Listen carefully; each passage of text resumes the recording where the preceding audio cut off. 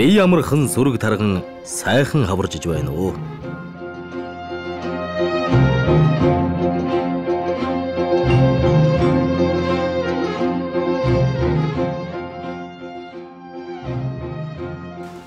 Сайн байцгаана өрхөн хүндэт сонсогчдоо. Монголын радиогийн малчин нэвтрүүлэг шинэ дугаараа Баян-Хонгор аймагт малын эрүүл мэнд сэдвээр бэлтгэн сонсогч та бүхэндээ хүргэх гэж байна. Энэ сэдвээр Баян-Хонгор аймгийн малын эмнэлгийн газрыг мэргэжилтэн малын их эмч Дэлгэр Далайг үрж ярилцах гэж байна. За Баян-Хонгор аймаг 2021 оны жилийн эцсийн тооллогоор 3,127,100 толгой мал тоолсон байна. Энэ мал сүргийг эрүүл болгохын төлөө төрийн болон хувийн салбарын хичнээн мэргэжилтэн малын эмч ажиллаж байна вэ? Энэ сэдвээр хоёул яриа эхлэе. Одоо манайх хамгийн отхон байгууллага. Манай Баян-Хонгор аймаг нийтдээ 20 сумд за нийтдээ мал эмнэлгийн яг үйлчилгээний чиглэлээр бол 40 гаруй аж ахуйн гэж. За болов одоо хувийн мал эмнэлгийн үйлчилгээний бодлого урж ажиллаж байгаа улсын байцаагч давхар зүүч мал эмнэлгийн газар нэг 50 гаруй бүрэлдэхүүнтэй нийтдээ нэг 90 гаруй хүний бүрэлдэхүүнтэй Баян-Хонгор аймгийн малын эрүүл мэндийн төлөө ажиллаж байна. Тэгэхээр одоо энэ 90 гаруй хүн хүрэлцэж байна уу? Норон тооны хувь дээр одоо нэг суман дээр дарахур зүүш малын эмчтэй ахаад нөгөө бүрдлэгч гэдэг ч юм уу ингээд нөгөө мал аж ахуйн дасаг маань хэдэн орон тоотойгоор ажиллаж байгаа байлээ. Энд одоо хүн хүчээр нь хүрэлцээ байна. Мал эмнэлгийн дасгийн боловсон хүчингийн хүрэлцээ бол маш тотмогл байна л да. Одоо манайх хэд 20 сумдаа нэг байцаагчтай нэг байцаагчтай тэгээд давхар зүүчийн орондоо маань одоо 6-7 давхар зүүчийн орондоо дутагдаад байдаг. Энэ маань одоо боловсон хүчээр ирэх одоо дараагийн төгсөх одоо энэ 4-5 дугаар курс оюутнуудын судалгаанд тэгээд залуучууд бас сум орнуудад ирж ажиллах бас сонирхолгүй байна. Нэгдүгээр бас хөдөө ажиллах сонирхол байхгүй, төв суурьшмал бүстэй амьдрах. Бас нөгөө боловсон хүчингүүд маань сус бодлогоор нь дэмжихгүй бол ер нь бас залуучууд төгсч ирээд өөрөө ээж аавынхаа төлбөрөөр сурцсан юм болоод гот оронд янз бүрийн одоо энэ нөгөө эрчимцэн аж ахуй руу ингээд чиглэж явж байна. Ер нь одоо та бүхэн Баян-Хонгор аймгийн эрүүл болгохын тулд хэрхэн яаж ажиллаж байна? Одоо өнөө жилийн хувьд гэх юм бол малын гоц халдвартай өвчнгүүд бас түгээмэл шүү дээ тийм ээ. Баян-Хонгор аймагт байна бас одоо малын шилхийн өвчин хэд хэдэн сумд гарсан бүртгэгдсэн. Өчигдөр байдал ямар байна? Ер нь бол манайх одоо нийтийн эрүүл мэнд, нийгмийн эрүүл мэндийн төлөө одоо хүнсний аюулгүй байдлыг л ер нь хариуцж ажилладаг л да. Тэгээ энэний төвчөнд одоо бодлого барьж ажиллаж байгаа. Шимэгч өвчнөөс урьдчилан сэргийлэх арга хэмжээнд тодорхой төлөвлөгөө гаргаад ажиллаж байна. Мал амтны гоц халдварт өвчин нь бол Баян-Хонгор аймаг сүүлийн 20 гаруй жил 30 гаруй жил гоц халдварт шүлхий цэцэг мялзангүй аймаг байсан. За энэ жил бол өнгөрсөн 2020 оны нөхцөл байдал үнэхээр манай Баян-Хонгор аймагт ганцуудын аюул нүүрлээд энээс болоод одоо малчд маань их хотор нүүдэл хийсэн.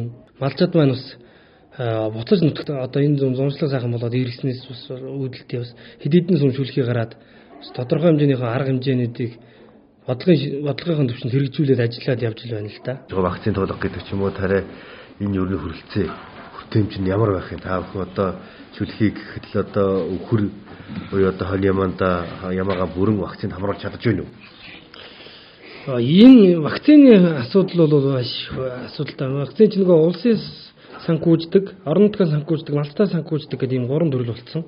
Ер нь бол ийм ойлголт юм байна. Тухайн малчин одоо эдийн засгийн гохиролтой өвчнийг бол малчнаас даалгаад байгаа. Энд бол одоо сахуу, сохор доогол, шүүг арих гэдэг. Энэ бол тухайн малчны сүргэнд нэг өвчин гарах юм бол малчныхаа тэр мал сүргэнд халдвар таргаад байдаг. Гэсэн үг өөр газар нэг дархалтгүй.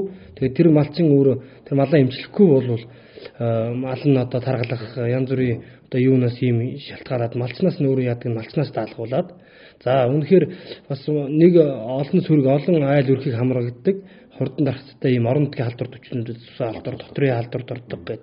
Энийг болохоор орон нутгийн өөрийнхөө санхүүжилтээр одоо вакциныг худалдаж авдаг. Вакциныхаа тэр эмчний аж ахуйн нэгж эмчнэрийнхээ одоо үйлчлэгийн хөлсийг төсвөнд тавьдаг.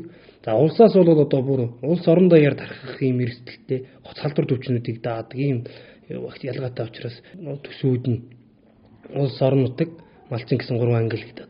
За орон нутгаас бол одоо тодорхой хэмжээний ямар нийт шаардлагатай орон нутгийн одоо халдварт өвчнийг эмчлэхэд төсвийг нэг орон нутгийн хөгжлийн сангаас тавьдаг учраас жил ирэх тусмаа одоо бас энэ маань бас одоо төсөв хүндрээд жил ирэх тусмаа санхүүжилт багасч байгаа учраас вакцинжуулалт маань улам багасаад байна. Улсаас санхүүжилж байгаа яг энэ Монгол улсын хэмжээний өвчин болцсон учраас бол вакцинжуулалт арга хэмжээ бол үнэхээр бололцоогоор л ер нь явж л байна. Аль болох нэгээс шүүлэхийн голомт үүссэн газарт бас хурдан хугацаанд арга хэмжээ жоохон бага хэмжээгээр тэгсэн гээс арга хэмжээ вакцинжуулах арга хэмжээгээр л хамгаалж байна. Өөр одоо арга алга байна. Одоо малчин өөрөөсөө шалтгаалтай санхүүжилтийг гаргаж өгөөр гэдэг ч юм уу тухайн одоо малынхаа өвчнийг амжилтуулах тий малчид одоо малын эмч таах хүнд хандах энэ явдлууд бол хэр байна.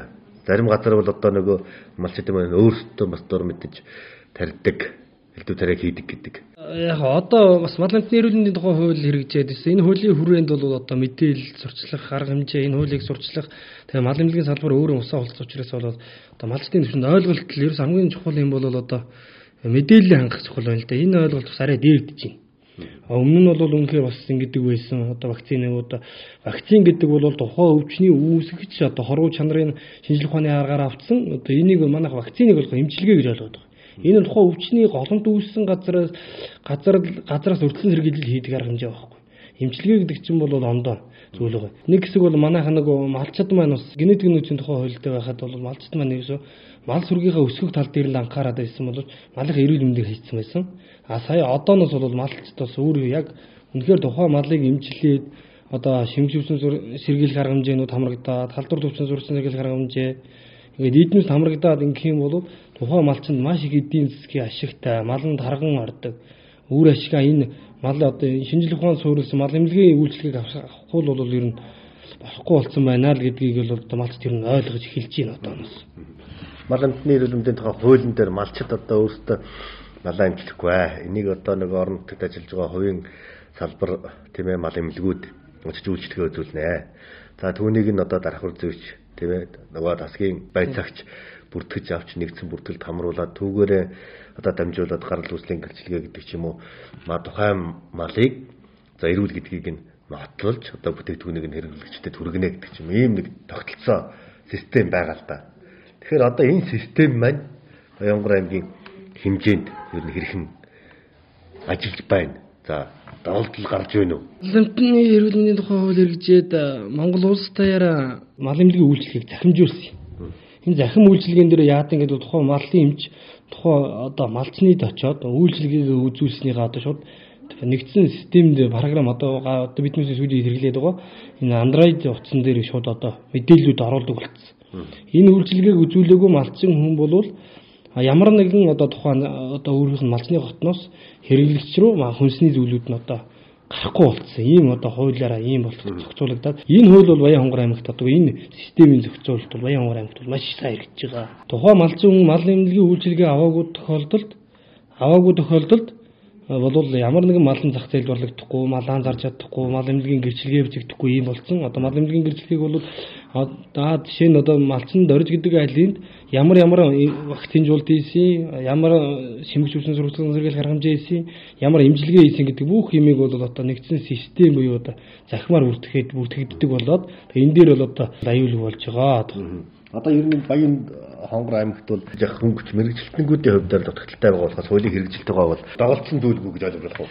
Энэ бол ер нь маш сайн хэрэгжиж байгаа сумын хэмжээнд бүх аймгийнхаа бүх 20 сумын хэмжээнд. Одоо нэг мал эмнэлгийн үйлчлэгээ үзүүлдэг манай хувийн компаниуд аж ахуйн эрхэмчнэр маань аль болох одоо нэг насжилтын хувьд бас жоохон ахмагдуу болчиход байдаг. Тэгээ боловсон хүчин гэл ер нь бол дутагдал байна. Тэрнээс биш бол одоо залуу төгсж ирж байгаа залуучууд одоо хувьдаа гарч компани байгуулад энэ мал эмнэлгийн үйлчлэгээ сумын нутагтаа хэрэгжүүлмээр байна. Дээрээс нь бас одоо бодлого барьж байгаа давхар зүүж байцаагч нарын бас оронтой дутагдаад байдаг. Ийм л асуудал байгуулгаас бол мал эмнэлгийн үйлчлэгээ бол ер нь сайн үйлчлэгээ явагдаж байгаа. Тэгээ одоо манай инжилээс ахуулаад аймгийн орон нутгийн бодлогоос бас төлбөрийн бас тодорхой хэмжээний бас сүүлийн төгсөх 3-4 хүйс оюутнуудын бас төлбөрийг тодорхой хэмжээний бас дэмжихээр ингээд явахаар бас ингээд ирэхээр одоо эргээд сум орон нутгтаа ажиллах болох баха. Монголын радиогийн малчин нэвтрүүлгийн удаагийн дугаартаа Баянгар аймгийн мал эмнэлгийн газрын мэргэжилтэн малын хэмж дэлгэр дарлыг үрж Баянгар аймагт малын эрүүл мэндийн сэдвээр ярилцлаа. Нэвтрүүлгийг бэлтгэсэн Гинэс Сүрэн, найруулагч Оюун Цэцэг.